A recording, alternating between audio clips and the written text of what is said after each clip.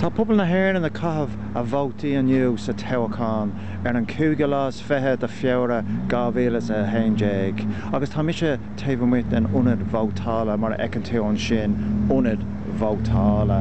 agus tá méid chun dul isteach anois chun a vóta hain a caithfh so targaí lum agus racha míad isteach tá méid san ionad vótála anois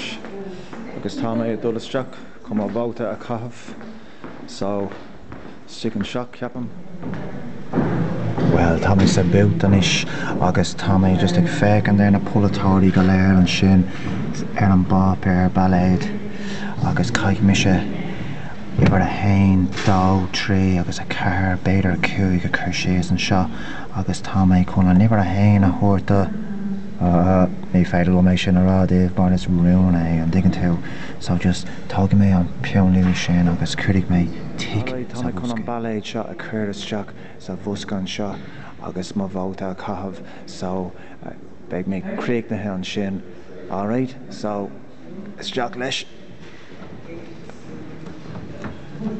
Tá sé beagán in Jackar é sin a chuir isteach seo arís so tá sé dul isteach an sin.